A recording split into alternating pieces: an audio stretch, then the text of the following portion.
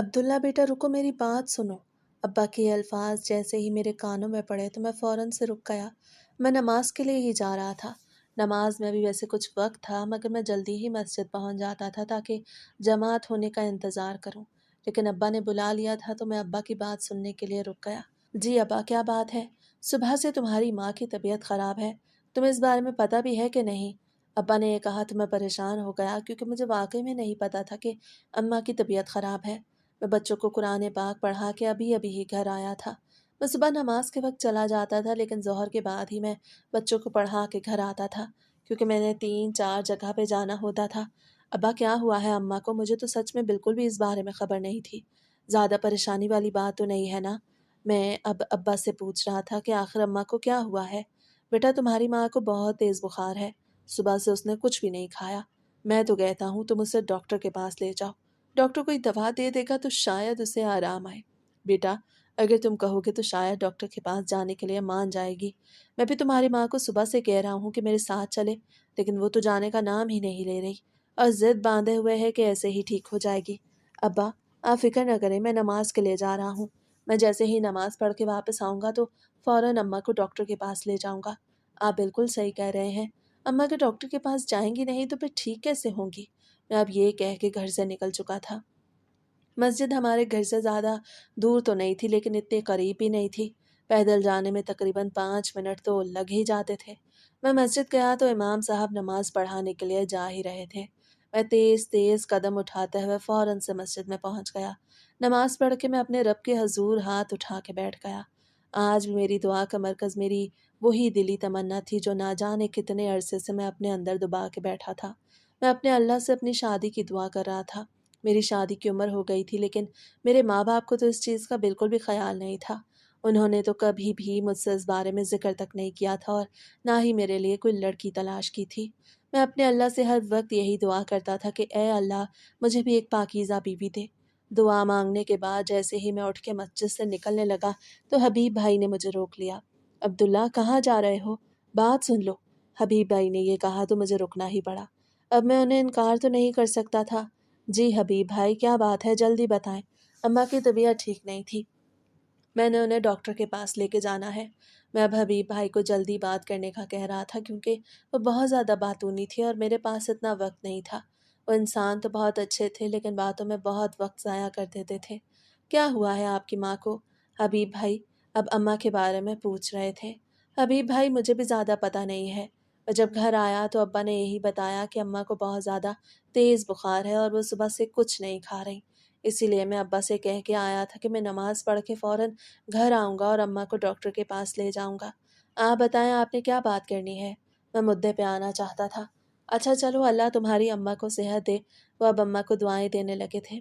میں نے ان کی دعا پہ آمین تو کہہ دیا، لیکن ابھی بھی میں ان کی وہ بات سننے کے لیے کھڑا تھا جس کے لیے انہوں نے مجھے روکا تھا۔ حبیب بھائی آپ نے بات کیا کرنی ہے وہ بتائیں، مجھے دیر ہو جائے گی۔ میں اب انہیں جلدی بات کرنے کا کہہ رہا تھا۔ ہاں یار، سب نے سوچا ہے کہ مسجد میں جمعے والے دن خیرات کی جائے، اس لیے میں سوچ رہا تھا کہ سب سے چندہ جمع کر لوں۔ اگر تم لوگوں نے بھی کچھ حصہ ڈالنا ہے تو پھر مجھے پیسے دے دینا۔ حبیب بھائی نے یہ کہا تو میں نے بھی اس بات میں سر ہلا دیا۔ مسجد کی تمام تر ذمہ داریاں انہی کے سر پہ تھیں، مطلب کہ چندہ جمع کرنا یا مسجد کی کوئی بھی چیز ٹھیک کروانا وغیرہ سب انہی کے ذمہ تھا، اور جب کبھی بھی خیرات کرنی ہوتی تھی تو اس کے لیے بھی سارا انتظام انہی کے ذمہ ہوتا تھا۔ حبیب بھائی میں آپ کو پیسے بھجوا دوں گا، لیکن ابھی میں جلدی میں ہوں اور یہاں پر میرے پاس پیسے بھی نہیں ہیں۔ میں یہ کہتا ہوا فوراً سے مسجد سے باہر نکل آیا۔ میں تیز تیز قدم اٹھاتا گھر کی طرف نکل پڑا تھا۔ میں جیسے ہی گھر آیا تو سامنے اماں کی حالت دیکھ کے میرے ہوش اڑ گئے۔ اماں تو واقعی میں بہت بیمار تھیں، کیونکہ جیسے ہی میں گھر میں داخل ہوا تو اماں میری نظروں کے سامنے ہی چکرا کے زمین پہ گری تھی۔ میں بھاگ کے اماں کے پاس گیا اور انہیں اٹھانے کی کوشش کی، لیکن وہ تو شاید بے ہوش ہو گئی تھی۔ میں نے ان کے ماتھے پہ ہاتھ رکھ کے دیکھا تو واقعی انہیں بہت تیز بخار تھا۔ میرا تو ہاتھ ہی جل گیا تھا۔ میں نے ابا کو بلایا تو ابا بھی کمرے سے باہر نکل آئے۔ ابا نے میرے ساتھ اماں کو اٹھانے میں مدد کی اور ہم اماں کو کمرے میں لے گئے۔ اب مجھے یہ سمجھ نہیں آ رہی تھی کہ آخر میں اماں کو ڈاکٹر کے پاس کیسے لے جاؤں، کیونکہ ان کی تو یہ حالت ہی نہیں تھی کہ وہ میرے ساتھ خود موٹر سائیکل پہ بیٹھ سکیں۔ ابا اب کیا کریں؟ مجھے تو نہیں لگتا کہ اماں موٹر سائیکل پہ بیٹھ کے میرے ساتھ ڈاکٹر کے پاس جا سکتی ہیں۔ میں تو کہتا ہوں کہ ایمبولینس کو ہی بلوا لیتے ہیں۔ मुझे तो अम्मा की तबीयत वाकई बहुत ख़राब लग रही है। मैंने अब्बा को एम्बुलेंस का मशवरा दिया तो अब्बा ने भी मेरी बात से इत्तेफाक किया। मैंने एम्बुलेंस हमारे घर पहुंच गई। 10 मिनट में ही जब कॉल की तो मैं एम्बुलेंस में ही बैठकर अम्मा के साथ गया था और अब्बा ने कहा था कि वो मोटरसाइकिल पे मेरे पीछे पीछे आ जाएंगे। कुछ ही देर में हम अस्पताल पहुंच गए। अम्मा को इमरजेंसी वार्ड में शिफ्ट किया गया था। मैं बहुत ज़्यादा परेशान हो रहा था। थोड़ी देर बाद डॉक्टर वहां से बाहर निकलता दिखाई दिया तो मैं फ़ौरन से डॉक्टर के पास पहुंच गया। डॉक्टर साहब, मेरी अम्मा को क्या हुआ है? वो ठीक तो हो जाएंगी ना? मैं अब उनसे अम्मा की तबीयत के बारे में पूछ रहा था। हाँ, अल्लाह का शुक्र है, कोई ज़्यादा मसला नहीं है, लेकिन बहुत तेज़ बुखार होने की वजह से और कुछ ना खाने पीने की वजह से उन्हें कमज़ोरी हो गई है और वो चकरा के गिर पड़ी हैं। कल तक उन्हें 2-3 ड्रिप्स लगेंगी तो वो अल्लाह के करम से बिल्कुल ठीक हो जाएंगी। आप परेशान ना हो। डॉक्टर ने कहा तो मुझे भी कुछ तसल्ली हुई। अम्मा को ड्रिप्स लगी हुई थी और मैं साथ बैठा अम्मा को देख रहा था। मैं अपनी माँ से बहुत प्यार करता था। अब्बा से भी मुझे बहुत प्यार था, लेकिन अम्मा से ज़्यादा नहीं था। रात को भी अम्मा के पास मैं ही रुका था। अब्बा को मैंने घर भेज दिया था क्योंकि वो भी तो बुजुर्ग बंदे थे। रात भर इस तरह बेंच पर नहीं बैठ सकते थे। सुबह जब मैं अम्मा को लेके घर गया तो सकीना फुप्पो हमारे घर आई हुई थी। शायद एम्बुलेंस को देख के ही उन्हें पता लगा था कि अम्मा की तबीयत ठीक नहीं है। वो अम्मा का पता करने के लिए ही आई थी। अम्मा भी अब कुछ बेहतर थी। मुकम्मल तौर पे तो वो ठीक नहीं थी, मगर पहले से बेहतर थी। अम्मा और सकीना खाला बाहर सहन में धूप में बैठी बातें कर रही थी और मैं अब कमरे में आ चुका था। आज तो मैं बच्चों को पढ़ाने के लिए भी नहीं गया था। मुझे भूख बहुत ज़्यादा लग रही थी क्योंकि मैंने रात से कुछ नहीं खाया था। अम्मा की भी तबीयत ख़राब थी तो वो मेरे लिए कैसे खाना बना सकती थी। इसीलिए मैंने फ़ौरन से मोटरसाइकिल उठाया और बाज़ार आ गया। अब मैं खाना लेके घर आ चुका था। खाना मैंने अम्मा और अब्बा के लिए भी लिया था क्योंकि अब्बा ने भी तो सुबह से कुछ नहीं खाया था। किचन में मैं खाना लेके गया और बर्तनों में निकाल के सबसे पहले मैंने अब्बा को दिया और फिर अम्मा को बाहर दे आया। खाना मुझसे सकीना फुप्पो ने ले लिया था। उन्होंने कहा था वो खुद ही अम्मा को खिला देंगी। बहुत अच्छी खातून थी। अक्सर उनका हमारे घर आना जाना लगा रहता था। अम्मा भी उनके घर बहुत आती जाती थी। मैं अभी अम्मा को खाना दे के वापस किचन में आ ही रहा था कि सकीना फुप्पो ने एक ऐसी बात कही कि मेरे कदम वहीं जम गए। अरे बिल्किस, तुम भी पागल हो? कब तक घर की जिम्मेदारियां तुम उठाती रहोगी? अब बेटा जवान हो गया है, शादी की उम्र हो गई है। अब उसके लिए लड़की ढूंढो और साइड पे हो जाओ। तुम्हें भी तो अब इस उम्र में सुकून की ज़रूरत है। देखो, बच्चा बेचारा बाजार से जाके खाना ले आया है। अगर घर में बहू होती ये फिक्र तो ना होती ना। ये बातें जैसे ही मेरे कानों में पड़ी तो मेरे चेहरे पे मुस्कान आ गई। घर में पहली दफ़ा मेरी शादी की बात चली थी, वो भी सकीना फुप्पो के मुंह से। मैं अब किचन में आ चुका था, लेकिन मैंने अपने कान अम्मा और फुप्पो की बातों पर लगाए हुए थे। किचन सहन में ही था। अम्मा और फुप्पो भी किचन से थोड़ा दूर ही बैठी थी, इसलिए मुझे उनकी बातें सुनाई दे रही थी। हाँ सकीना बहन, कह तो तुम सही रही हो। अब मैं बूढ़ी हो गई हूँ। मुझसे ये सब काम नहीं होते और अक्सर मेरी तबीयत ख़राब रहती है। बहू की तो ज़रूरत है मुझे, लेकिन मेरी नज़र में कोई है ही नहीं। तुम ही कोई अच्छा रिश्ता ढूंढो। अम्मा ने यह कहा तो मेरे चेहरे पे आई मुस्कान और भी गहरी होने लगी। मैंने खिड़की से देखा तो अब्बा भी कमरे से अब बाहर आ रहे थे। अरे, क्या बातें हो रही हैं? अब्बा अब आकर अम्मा और फुप्पो के साथ बैठ चुके थे। फुप्पो भी अब्बा से कोई पर्दा नहीं करती थी क्योंकि वो अब्बा की चचीज़ाद थी। खालिद भाई, मैं बिल्किस बहन से कह रही थी कि अब बहू का इंतज़ाम करें। आखिर कब तक ऐसे ही चलेगा? बच्चा जवान हो गया है, अब उसकी शादी की उम्र है। अगर बच्चों की शादी वक्त पे ना की जाए तो फिर अच्छे रिश्ते भी नहीं मिलते। और खालिद भाई, देखो तो सही, तुम्हारी बीवी की तबीयत भी तुम्हारे सामने ही है। अब ये बूढ़ी हो चुकी है, इससे घर के काम नहीं होते। बहू ले आओगे तो फिर तुम दोनों की ही जिंदगी संवर जाएगी। बहू घर के सारे काम संभालेगी और तुम लोगों की भी खिदमत करेगी। अब खाला अब्बा से भी वही बात कर रही थी जो वो पहले अम्मा से कर रही थी। मेरे दिल में तो खुशी के लड्डू फूटने लगे थे। हाँ हाँ सकीना बहन, मैंने सोच रखा है इस बारे में और मैं लड़की भी ढूंढ चुका हूँ। मैंने सोचा था कि अब्दुल्ला से भी इस बारे में बात करूंगा, लेकिन मुझे तो वक्त ही नहीं मिला। ऊपर से बिल्किस की तबीयत खराब हो गई और हम अस्पताल पहुंच गए। लेकिन मैं अब सोच चुका हूँ कि आज इस बारे में उससे ज़रूर बात करूंगा। अब्बा ने ये कहा तो मुझे अपनी समातों पे यकीन ना आया। मेरे तो दिल में खुशी और भी बढ़ती चली जा रही थी। मैं तो जानता ही नहीं था कि अब्बा मुझसे बात करने के लिए वक्त ढूंढ रहे हैं। मैं अब किचन में बैठा खाना खा रहा था। थोड़ी देर में फुप्पो भी वहां से चली गई और मैं मौका देख के सहन में आ गया। अब्बा और अम्मा दोनों चारपाई पे बैठे थे। मैंने इस मौके को गनीमत जाना और जाके उनके साथ ही बैठ गया ताकि अब्बा ने जो बात मुझसे करनी है वो मुझसे कर लें। अम्मा, अब कुछ तबीयत तो ठीक है ना आपकी? میں वहाँ बैठ तो चुका था, लेकिन बात चलाने के लिए मैंने अम्मा की तबीयत से ही शुरुआत की। हाँ बेटा, अब कुछ बेहतर हूँ। खालिद, आप क्या बात कर रहे थे सकीना बहन के सामने? आपने मुझे तो इस बारे में बिल्कुल भी नहीं बताया। अब अम्मा अब्बा से वही बात छेड़ रही थी जिसे छेड़ने के लिए यहाँ पर मैं आया था। मेरा काम अम्मा ने ही कर दिया। मुझे बहुत ज़्यादा खुशी हो रही थी। हाँ बेगम, मैंने तुम्हें बताना था, लेकिन फिर तुम बीमार हो गई तो मुझे वक्त ही नहीं मिला।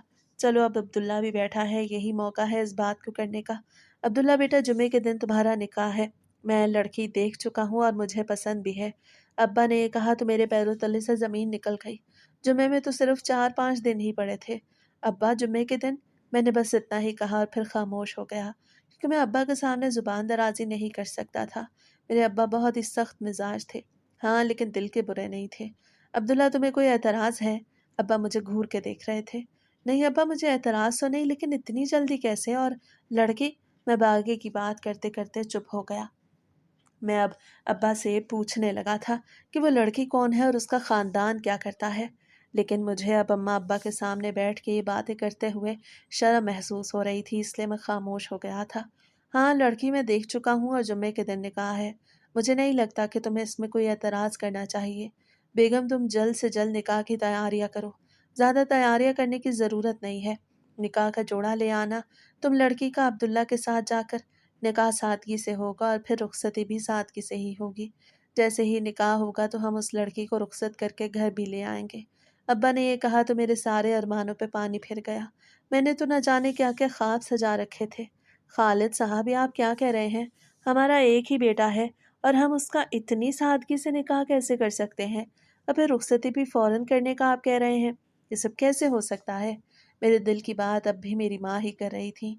मुझे तो अब्बा के सामने बोलने की जुर्रत थी ही नहीं। शुक्र है अम्मा ने मेरे दिल की बात कर दी। हाँ बेगम, निकाह सादगी से ही होगा। मैं जो सोच चुका हूँ वही होगा।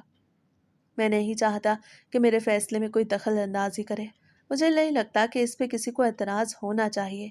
नबी पाक ने भी सादगी से निकाह का हुक्म दिया है, तो फिर हम ऐसे क्यों वावेले मचाएं? और वैसे भी लड़की वालों की यही ख्वाहिश है कि निकाह सादगी से हो, तो फिर हमें भी कोई एतराज़ नहीं करना चाहिए। अब्बा ने ये कहा तो मेरे सर पे आसमान ही टूट पड़ा। मैंने तो ना जाने अपनी शादी के क्या क्या अरमान सजा रखे थे, लेकिन अब मेरा भी बोलने का कोई फ़ायदा नहीं था, क्योंकि मेरी बात कौन सा किसी ने मान लेनी थी। हमारे घर में सारी बातें अब्बा की ही मानी जाती थीं। अब अम्मा भी बिल्कुल खामोश हो गई थी। अब्बा वहाँ से जा चुके थे, इसीलिए मैंने सोचा कि मैं अम्मा से इस बात का जिक्र कर लूँ। अम्मा, ये अब्बा क्या कह के गए हैं? एक तो हमें लड़की का भी कुछ पता नहीं, और दूसरा वो इतनी जल्दी निकाह का कह रहे हैं। मैं आपको साफ साफ बता दूं कि मैं हाफ़िज़ कुरान से ही शादी करूंगा। मैं किसी और लड़की से शादी नहीं कर सकता। अब्बा ने तो मेरी कोई मर्जी भी नहीं जानी और ना ही मुझे पहले इस बारे में बताया था। अब बस अपना फैसला मुझ पर मुसल्लत कर दिया है अब्बा ने। उन्हें ये तो पता है कि सादगी से निकाह सुन्नत है, लेकिन उन्हें ये पता नहीं कि निकाह तय करने से पहले बच्चों से पूछना भी ज़रूरी है। अम्मा, मैंने अपनी शादी के बहुत ख्वाब सजा रखे थे। मैंने सोच रखा था कि मैं हाफ़िज़ कुरान से ही शादी करूंगा, लेकिन अब्बा तो अब बिल्कुल भी नहीं मान रहे। आप ही उन्हें कुछ समझाए ना। मैं अम्मा को ये कह रहा था कि वो अब्बा को समझाएं, हालांकि मैं जानता था कि अब्बा किसी की नहीं सुनने वाले। बेटा, तुम तो जानते हो तुम्हारे अब्बा जब कुछ ठान लेते हैं तो फिर किसी की कोई बात नहीं सुनते। मेरे भी बोलने का कुछ फ़ायदा नहीं। अभी भी तुमने देख लिया होगा, मैंने एक लफ्ज़ कहा है और वो कैसे मुझ पे गुस्सा करने लगे हैं कि मुझे एतराज़ नहीं करना। मेरे बोलने का तो कुछ फ़ायदा नहीं होना बेटा, तुम ही इसे मसलहत समझ के खामोश हो जाओ। कल मुझे बाज़ार भी ले जाना, क्योंकि जुम्मे में तो सिर्फ 4-5 दिन ही पड़े हैं। अम्मा ने ये कहा तो मेरे चेहरे पे नागवारी छा गई। कितने दिनों से मैं इस बात का इंतज़ार कर रहा था कि अम्मा और अब्बा मेरी शादी का जिक्र करें और मेरी शादी कराएं। लेकिन अब जब मेरी शादी का ज़िक्र हुआ था और इतनी जल्दी निकाह हो रहा था, तो मुझे बिल्कुल भी अच्छा नहीं लग रहा था। मैं सोच चुका था कि मैं अब खुद ही अब्बा से बात करूंगा, क्योंकि मैं किसी भी दूसरी लड़की से शादी नहीं करना चाहता था। मैं सिर्फ़ और सिर्फ हाफ़िज़ कुरान से शादी करना चाहता था। सुबह नाश्ता करने के लिए मैं किचन में आया तो अब्बा और अम्मा दोनों निकाह के बारे में ही बातें कर रहे थे। अब्बा अम्मा से कह रहे थे कि वो आज ही बाज़ार जाएं। अब्बा, मुझे आपसे एक बहुत ज़रूरी बात करनी है। मैंने ये कहा तो अब्बा हैरत से मुझे देखने लगे। हाँ बोलो, क्या बात है? अब्बा, मैं ये निकाह नहीं कर सकता। मैं किसी भी लड़की से ऐसे ही शादी नहीं कर सकता। मैं सिर्फ़ और सिर्फ हाफ़िज़ कुरान लड़की से शादी करूँगा। आप जानते हैं कि मैं खुद हाफ़िज़ कुरान हूँ, इसलिए मेरी ख्वाहिश है कि मेरी बीवी भी हाफ़िज़ कुरान हो। آپ نے تو بغیر مجھ سے کچھ پوچھے اور میری مرضی جانے ہی اتنا بڑا فیصلہ کر دیا۔ معذرت کے ساتھ لیکن میں یہ شادی بالکل بھی نہیں کر سکتا۔ میں نے ابا کو صاف صاف انکار کر دیا تھا۔ ابا کی لال ہوتی آنکھیں میں دیکھ رہا تھا، لیکن اب تو جو ہونا تھا وہ ہو گیا۔ اب تم اتنے بڑے ہو گئے ہو کہ اپنے باپ کو سمجھاؤ گے۔ مجھے بھی اچھے برے کی تمیز ہے، لیکن اب میں ان لوگوں کو زبان دے چکا ہوں، اور جمعے کے دن تم دونوں کا نکاح ہے۔ اس کے علاوہ اور میں کچھ نہیں جانتا۔ اور ہاں، میں یہ نہیں چاہتا کہ اس میں کچھ بدمزگی ہو۔ سن لیا نا تم دونوں ماں بیٹے نے؟ ابا یہ کہتے فوراً کچن سے نکل گئے، اور میں بیچارہ منہ بسور کے رہ گیا۔ اب تو میری دال نہیں گلنے والی تھی۔ وقت بڑی تیزی سے گزرتا جا رہا تھا اور نکاح کا دن بھی آ گیا۔ آج میرا نکاح تھا اور میرا دل بالکل بھی اس نکاح کے لیے راضی نہیں ہو رہا تھا۔ میں نے اپنے دل کا بوجھ ہلکا کرنے کے لیے اپنے دوست قادر کو کال ملا دی۔ دوسری طرف اس نے بھی فوراً سے میری کال اٹینڈ کر لی۔ قادر، یار، ابا میری بات بالکل بھی نہیں مان رہے۔ میرا تو بالکل بھی دل نہیں کرا اس نکاح کے لیے، میں کیا کروں؟ میں نے یہ کہا تو قادر کی ہنسی نکل گئی۔ مجھے اب اس پہ بہت غصہ آ رہا تھا۔ میں اسے اپنی پریشانی بتا رہا تھا اور وہ اس پہ دانت نکال رہا تھا۔ بے شک وہ میرا بہت قریبی دوست تھا اور ہم دونوں آپس میں ہر بات شیئر کرتے تھے، لیکن اب وہ میرا مذاق اڑا رہا تھا۔ قادر، تمہیں شرم کرنی چاہیے۔ میں اپنا دکھ تمہیں بتا رہا ہوں اور تم ہو کہ اس پہ دانت نکال رہے ہو۔ میں غصے سے اس پہ پھٹ پڑا تھا۔ ہاں ہاں یار، مجھے پتا ہے کہ تو اس نکاح سے راضی نہیں ہے، لیکن یار تو یہ بھی تو جانتا ہے کہ تمہارے ابا کسی کی کوئی بات نہیں ماننے والے۔ بس تم بھی اب قسمت کا لکھا سمجھ کے قبول کر لو، ورنہ اب مجھے سمجھا رہا تھا۔ بات تو وہ ٹھیک کر رہا تھا، لیکن میرا دل ہی راضی نہیں ہو رہا تھا۔ تو میں کیا کرتا؟ پورے محلے میں بات پھیل چکی تھی کہ آج خالد اپنے بیٹے کا نکاح کر رہا ہے۔ کوئی بھی یہ نہیں جانتا تھا کہ لڑکی کس خاندان سے ہے اور کہاں کی ہے، سوائے ابا کے۔ نکاح کا وقت ہو گیا تھا اور ہم گھر پہ نکل چکے تھے۔ ہم فہیم چچا کی گاڑی پہ گھر سے نکلے تھے۔ ابا نے ان سے کہا تھا کہ گاڑی لے آئے تو وہ لے آئے تھے۔ سفر بہت لمبا تھا، گاڑی ابھی بھی اپنی منزل کی طرف رواں دواں تھی۔ میں وہ واحد دلہا تھا جسے اپنی دلہن کے گھر کا بھی معلوم نہیں تھا۔ گھر تو کیا، مجھے تو اس کے نام کے سوا کچھ بھی معلوم نہیں تھا۔ مجھے صرف اتنا پتا تھا کہ اس کا نام نمرا ہے۔ یہ بھی مجھے ابا نے ہی بتایا تھا۔ کچھ دیر بعد گاڑی ایک گھر کے سامنے رک گئی۔ ابا چچا کے ساتھ فرنٹ سیٹ پہ بیٹھے تھے اور چچا کو وہی راستہ بتا رہے تھے۔ گاڑی اب جہاں پہ رک چکی تھی تو اس کا یہی مطلب تھا کہ ہم نے اسی گھر میں ہی جانا ہے۔ اماں کو میں نے گاڑی سے اتارا اور سب اس گھر کے اندر چلے گئے۔ مردوں اور عورتوں کا انتظام الگ الگ کیا گیا تھا، اس لیے میں مردانے میں رک گیا اور اماں عورتوں والی سائڈ پہ چلی گئی۔ نکاح کا وقت ہو گیا۔ مولوی صاحب مجھ سے نکاح کے بارے میں پوچھ رہے تھے۔ میں نے اپنے دل پہ پتھر رکھ کے قبول ہے کہا تھا، کیونکہ اب میرے پاس انکار کا کوئی دوسرا راستہ نہیں تھا۔ نکاح ہو چکا تھا اور مجھے ذرا بھی خوشی نہیں ہوئی تھی۔ میں ابھی وہیں پہ ہی کھڑا تھا کہ کچھ لوگوں کی باتیں میرے کانوں میں کسی پگھلے ہوئے سیسے کی طرح پڑیں۔ پتہ نہیں یہ لوگ جانتے بھی ہیں کہ لڑکی رقاصہ تھی یا ایسے ہی ان بیچاروں کے ساتھ دھوکا ہوا ہے۔ یہ باتیں جیسے ہی میرے کانوں میں پڑیں تو مجھے اپنی سماعتوں پر ہی یقین نہ آیا۔ مجھے ابا پہ بھی بہت غصہ آ رہا تھا۔ انہوں نے مجھ پہ زبردستی کی تھی اور اب جب مجھے لڑکی کی اصلیت معلوم ہوئی تو مجھے خود سے ہی گھن محسوس ہونے لگی۔ آخر ایک رقاصہ لڑکی میری بیوی کیسے ہو سکتی تھی؟ میری تو خواہش تھی کہ میں ایک پاک صاف حافظ قرآن سے شادی کروں، لیکن اب میری ساری زندگی اجڑ کے رہ گئی۔ میرے پورے جسم میں غصے کی آگ بھڑک رہی تھی۔ کچھ ہی دیر میں ہم اس گھر سے اسے رخصت کر کے اپنے گھر لے آئے۔ اماں نے اسے میرے کمرے میں بٹھایا تھا۔ میرا ذرا بھی دل نہیں کر رہا تھا کہ میں ایک قدم بھی اس کمرے میں رکھوں، اسی لیے میں چھپ کے کچن میں بیٹھا تھا۔ اماں اور ابا اپنے کمرے میں جا چکے تھے۔ وہ یہ نہیں جانتے تھے کہ میں اپنے کمرے میں نہیں گیا۔ میں کچن میں بیٹھا تھا کہ اچانک سے کچن کا دروازہ کھلنے کی آواز آئی۔ عبداللہ، تم یہاں بیٹھے کیا کر رہے ہو؟ تم اپنی بیوی کے پاس نہیں گئے کیا؟ دروازے پہ ابا تھے۔ ابا کو دیکھ کے تو میرے پیروں تلے سے زمین ہی نکل گئی۔ مجھے اب شرمندگی محسوس ہو رہی تھی کہ میں ابا کو کیا جواب دوں، لیکن قصور بھی تو انہی کا تھا۔ انہوں نے مجھ پہ زبردستی کی تھی اور مجھ سے یہ نکاح کروایا تھا، ورنہ تو میری اس میں ذرا برابر بھی رضامندی نہیں تھی۔ اور اوپر سے انہوں نے مجھ سے اتنی بڑی سچائی چھپائی تھی۔ انہوں نے میری زبردستی ایک رقاصہ سے شادی کروا دی، حالانکہ وہ جانتے تھے کہ میں کسی حافظ قرآن سے شادی کرنا چاہتا ہوں۔ ابا، میرا دل ہی نہیں کرا کہ میں اس کمرے میں جاؤں۔ آپ نے مجھ سے اتنا بڑا سچ کیسے چھپایا؟ آپ نے مجھے پہلے کیوں نہیں بتایا کہ وہ لڑکی ایک رقاصہ تھی؟ میں نے غصے میں آ کے اپنے دل کی بات ابا کو کہہ دی تو ابا نے میرے چہرے پر ایک زوردار تھپڑ لگا دیا۔ میں تھپڑ کھا چکا تھا، لیکن اس ایک تھپڑ نے میرے ہوش اڑا دیے تھے۔ میں وہ واحد لڑکا تھا جس کے باپ نے اس کی شادی کی رات ہی اسے تھپڑ مارا، وہ بھی ایک رقاصہ کی خاطر۔ तुम्हें शर्म नहीं आती ये बात करते हुए? ज़रा भी ख़याल है तुम्हें कि तुम क्या कह रहे हो? बेचारी तुम्हारे इंतज़ार में कब से कमरे में बैठी है और तुम यहाँ किचन में छुपे बैठे हो। फ़ौरन अपने कमरे में जाओ। अब्बा ने गुस्से से कहा तो मैं वहाँ से आ गया, क्योंकि अब मुझे लग रहा था कि अब्बा मुझे कमरे में भेज के ही वहाँ से जाएंगे। मैं अब कमरे में आ तो चुका था, लेकिन मुझे अब उस लड़की पे बहुत गुस्सा आ रहा था। मेरा दिल ही नहीं कर रहा था कि मैं उसकी मनहूस सूरत भी देखूं। मैं कमरे में आ चुका था। मैंने दरवाज़ा अंदर से बंद कर दिया और जाके सोफे पे बैठ गया। वो बेड पे ऐसे बैठी थी जैसे मैं आकर उसका घूंघट उठाऊंगा और उसकी तारीफ़ों के पुल बांधूंगा। वो ये नहीं जानती थी कि मैं उससे कितनी ज़्यादा नफ़रत करता हूँ। थोड़ी देर बाद मैं वहाँ से उठा और उसके पास जा पहुँचा, क्योंकि वो अभी भी वैसी की वैसी ही बैठी थी। यहाँ बैठी तुम यही इंतज़ार कर रही होगी कि मैं कब आऊँगा और तुम्हारा घूंघट उठा के तुम्हारी तारीफ़ें करूँगा। ओ बीबी, मुझसे ये नहीं होगा। ये निकाह भी मैंने ज़बरदस्ती किया है, इसमें मेरी ज़रा भी मर्ज़ी शामिल नहीं थी। और अपना हुलिया दुरुस्त करो, ज़हर लग रही हो तुम मुझे इस वक्त। वो अभी भी घूंघट डाल के बैठी थी और मैं उस पर गुस्से से चिल्ला रहा था। थोड़ी देर बाद मैंने देखा तो अब्बा अपने कमरे में जा चुके थे, इसलिए मैं अपने कमरे में फिर से बाहर निकल आया। मेरा दम घुट रहा था उस लड़की के साथ कमरे में। मैंने पूरी रात बाहर गुजारी थी, हालांकि बहुत ज़्यादा सर्दियाँ थीं। जब अजानों का वक्त हुआ तो मैं जल्दी जल्दी अपने कमरे में आ गया, क्योंकि अब अब्बा के उठने का वक्त था। अगर वो फिर से मुझे कमरे के बाहर देख लेते तो फिर मुझे डांटने लग जाते। मैं जैसे ही कमरे में आया तो वो शहजादी बेड पे सुकून से आराम फरमा रही थी। मैंने तो उसका चेहरा तक नहीं देखा था और देखना भी नहीं चाहता था। मैं फौरन से बाथरूम में घुस गया और वज़ू करके कमरे से ही बाहर निकल आया। वॉशरूम अटैच था, इसलिए सर्दियों में मैं वही यूज़ करता था और वज़ू वगैरह भी वहीं से करता था। वज़ू करके मैं फ़ौरन से मस्जिद के लिए घर से निकल पड़ा। नमाज होने में अभी वक्त तो था, लेकिन मैं आज जल्दी मस्जिद जा रहा था।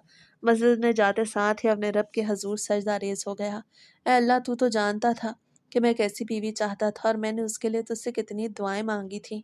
ये भी तुझसे बेहतर कोई नहीं जानता, तो फिर तूने क्यों मुझे आजमाइश में डाला है? मेरे मालिक, मैं अब रो रो के अपने रब से बातें कर रहा था। मैं अपने दिल की हर बात अल्लाह से ही किया करता था।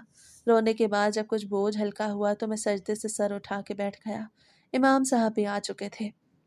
कुछ ही देर में इमाम साहब ने फजर की नमाज भी पढ़ा दी और मैं नमाज पढ़ के फ़ौरन घर के लिए निकल आया। मैं जैसे ही कमरे के अंदर दाखिल हुआ तो वो लड़की जाए नमाज पे बैठी नमाज पढ़ रही थी। मुझे उसे देख देख के बहुत गुस्सा आ रहा था। उसका चेहरा तो दूसरी तरफ था, लेकिन उसकी पीठ मेरी तरफ ही थी। बड़ी नेकज़ादी बन रही है। करतूत तो किसी से ढके छुपे नहीं है, फिर भी नेक बनने की कोशिश में लगी हुई है। चाहे जितनी कोशिशें कर लो, मैं तुमसे हमेशा ही नफरत करूंगा। वो नमाज़ पढ़ रही थी, लेकिन मैंने उससे सारी बातें सुनवा दी, क्योंकि अब मुझसे कंट्रोल नहीं हो रहा था। मैं ये बात करता हुआ फ़ौरन से कमरे से बाहर निकल आया। मैं किचन में आ गया था और चूल्हा जला के वहीं पे ही बैठ गया था। मुझे यहाँ पे बैठे हुए पूरा घंटा हो चुका था। अचानक से दरवाज़ा खुला और अम्मा किचन में आ गई। शायद वो नाश्ता बनाने के लिए आई थी, क्योंकि अब काफ़ी वक्त हो चुका था। अरे बेटा, तुम यहाँ पे बैठे हो? वो हैरत से मुझे देख रही थी, क्योंकि उन्हें तो लग रहा था कि मैं अपनी नई नवेली दुल्हन के साथ अपने कमरे में हूँगा। जी अम्मा, मुझे बहुत ठंड लग रही थी, इसीलिए मैंने सोचा कि किचन में चूल्हा जला के ही बैठ जाऊं। मैंने अम्मा को वो बातें नहीं बताई थीं जो मैंने अब्बा से की थी। मैं उन्हें परेशान नहीं करना चाहता था। बेटा, वैसे तुम्हें यहाँ पे नहीं आना चाहिए था, बल्कि अपने कमरे में ही रहना चाहिए था। वो क्या सोचती होगी बेचारी बच्ची? अम्मा ने कहा तो मुझे बहुत गुस्सा आ गया। कुछ नहीं सोचती होगी वो बेचारी बच्ची। और वैसे भी मुझे किसी के सोचने से कोई फर्क नहीं पड़ता। मुझे ठंड लग रही थी तो मैं यहाँ आ गया। मैंने ज़रा संजीदगी से कहा तो अम्मा भी खामोश हो गई। अम्मा ने नाश्ता बनाया तो मैंने वहीं पे बैठ के नाश्ता भी कर लिया। अभी भी मैं वहीं बैठा आग सेक रहा था जब मैं किचन से बाहर निकला तो धूप निकलने लगी थी। आज तो मैं बच्चों को पढ़ाने के लिए भी नहीं गया था। धूप निकलती मैंने देखी तो चारपाई बिछा के सहन में बैठ गया। अब्बा शायद काम पे जा चुके थे।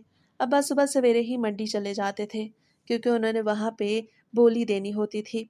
उनका काम ही कुछ ऐसा था। वो सुबह सुबह जल्दी चले जाते थे, लेकिन फिर 10 बजे तक वहाँ से वापस आ जाते थे, तभी खाना खाते थे। इसीलिए तो मुझे सुकून से बैठना नसीब हुआ था।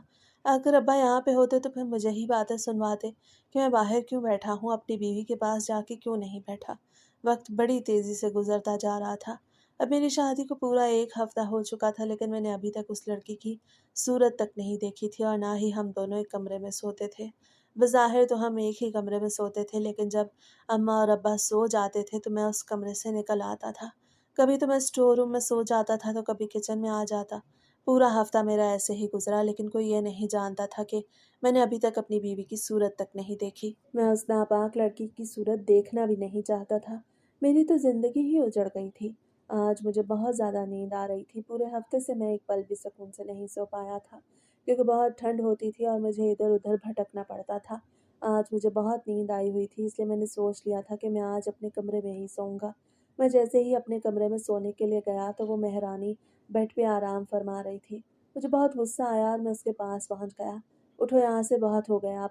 मैं तुम्हें अपने कमरे में बर्दाश्त ही नहीं कर सकता। तुम्हारी वजह से पूरा एक हफ्ता मैं इधर उधर भटकता रहा हूँ। एक बार भी मुझे सुकून की नींद नसीब नहीं हुई। आज तुम्हारी बारी है इस कमरे से जाने की।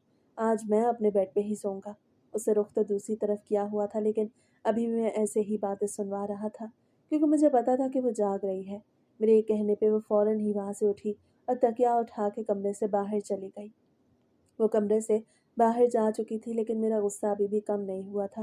और जब अपने बेड की चादर से भी घिन महसूस हो रही थी, क्योंकि पूरा हफ्ता तो वही उस पर सोती रही थी। मैंने जल्दी से वो चादर बेड से उतारी और सोफे पर फेंक दी।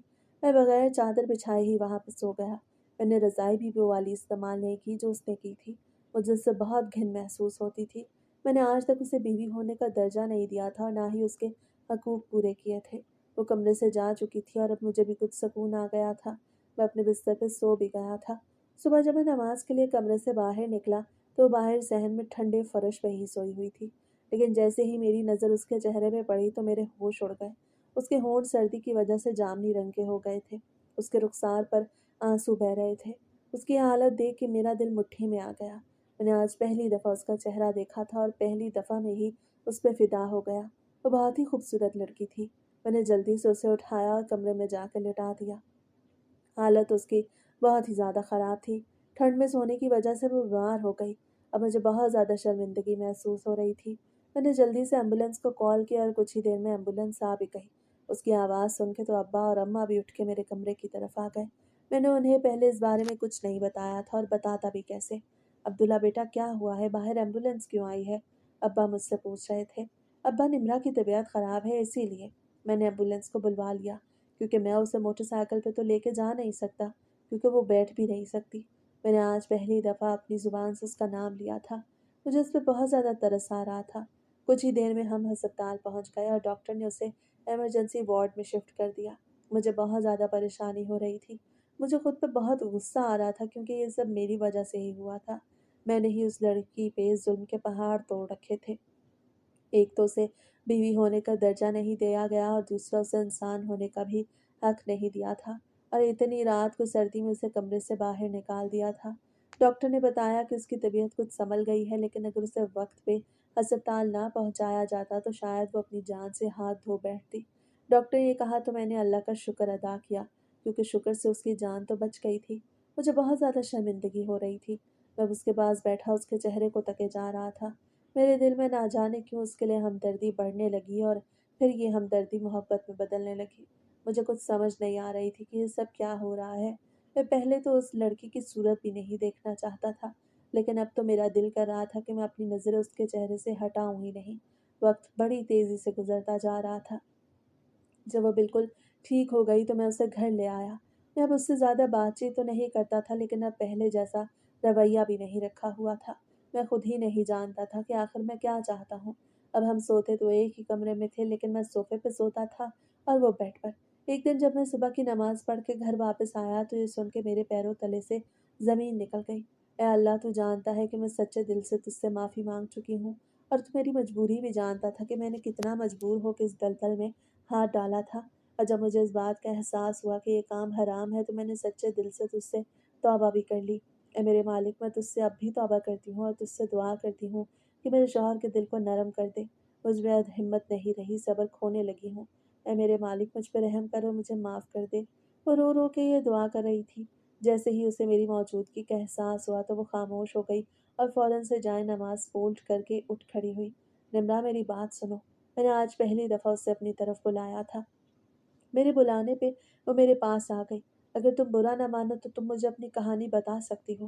निम्रा, मैं बहुत शर्मिंदा हूँ। मैंने तुम पे बहुत जुल्म किया, लेकिन मैं अब जानना चाहता हूँ तुम्हारी कहानी क्या है, और आखिर तुम्हारी मजबूरी क्या थी कि तुम्हें ये इतना बड़ा कदम उठाना पड़ा।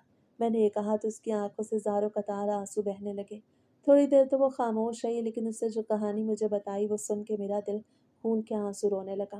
عبداللہ، میں جانتی ہوں آپ مجھے پسند نہیں کرتے اور مجھ سے نفرت کرتے ہیں، کیونکہ میں ایک رقاصہ تھی۔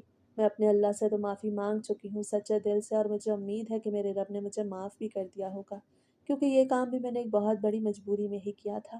میرے اللہ نے قرآن پاک میں واضح لکھا ہے کہ جو شخص گناہ کر کے توبہ کی طرف آئے اور پھر کبھی بھی اس گناہ کے قریب نہ جائے تو اللہ اس شخص کی توبہ قبول کرتا ہے۔ میں نے بھی توبہ کے بعد اس گناہ کی طرف رخ نہیں کیا تھا، اسی لیے مجھے امید ہے کہ میرے اللہ نے مجھے معاف کر دیا ہوگا۔ اس نے یہ کہا تو میری آنکھوں میں بھی نمی آ گئی۔ تم مجھے بتا سکتی ہو کہ آخر تمہیں کیا مجبوری تھی جو تمہیں یہ قدم اٹھانا پڑا؟ میں ابھی بھی اس سے اس کی کہانی پوچھنا چاہتا تھا، لیکن وہ زاروں قطار رو رہی تھی۔ آج سے 1 سال پہلے کی بات ہے، جب میرے ابا کو بلڈ کینسر ہوا۔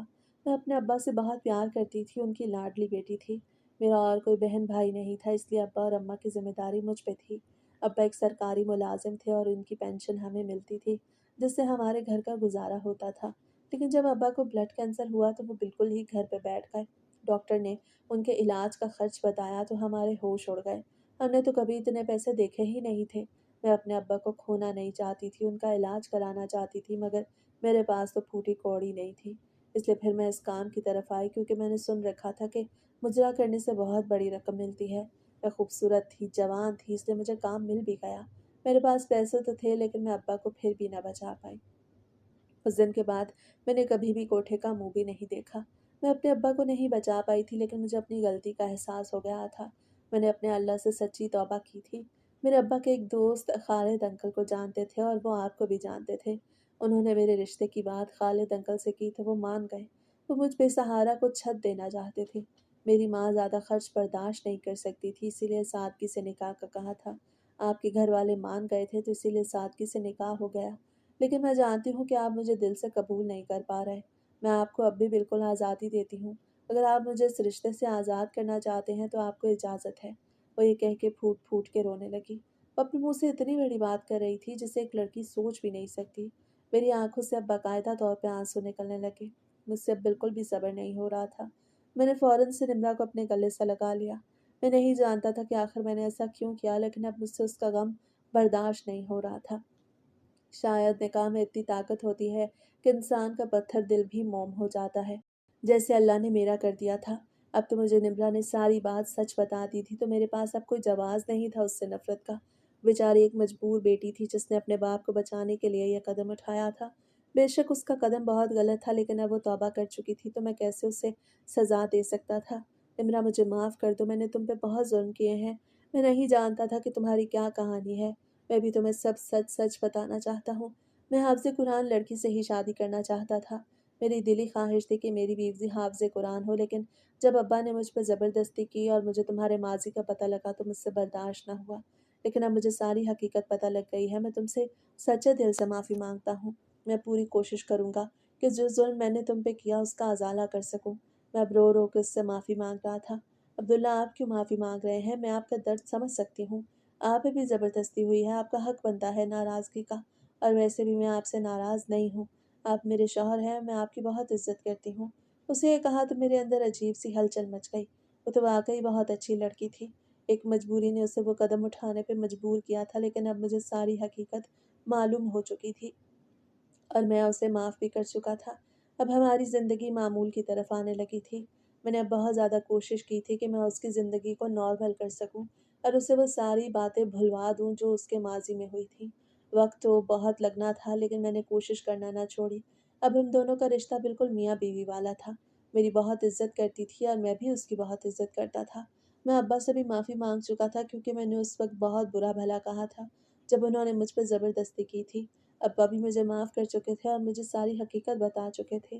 ایک دن جب میں ظہر کی نماز پڑھ کے گھر آیا تو نمرا نے مجھے ایسی بات بتائی جسے سن کے میرے اندر خوشی کی لہر دوڑ گئی۔ اس نے مجھے کہا کہ وہ قرآن پاک حفظ کرنا چاہتی ہے۔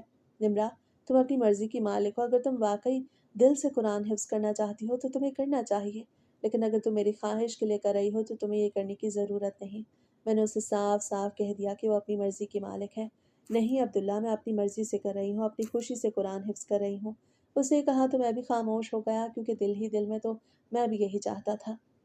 अब मेरी ज़िंदगी बागो बहार हो चुकी थी। मैं अपने अल्लाह से भी सच्चे दिल से तौबा कर चुका था, क्योंकि जाने-अनजाने में मुझसे भी बहुत बड़े गुनाह हुए थे। मैं अब अपनी बीवी से बहुत मोहब्बत करता था और मैंने अपने रब का भी बहुत शुक्र अदा किया था, क्योंकि मेरे अल्लाह ने वाक़ई मुझे बहुत अच्छी बीवी अता की थी, जो मेरा बहुत ख़याल रखती थी और मेरी बहुत इज़्ज़त भी करती थी। वक़्त बड़ी तेज़ी से गुज़रता जा रहा था। इमरान ने कुरान पाक हिफ़्ज़ कर लिया और मेरी दिली ख़्वाहिश भी पूरी हो गई। आज मैंने मस्जिद में शुक्राने के 2 नफ़ल अदा किए। आज मुझे लग रहा था कि मेरे अल्लाह ने मेरी दुआ कबूल कर ली, क्योंकि मैं हमेशा ही अपने अल्लाह से ऐसी ही बीवी चाहता था जैसी मुझे मिली थी। सच कहते हैं, अगर लगन सच्ची हो तो फिर अल्लाह रास्ते भी बना देता है।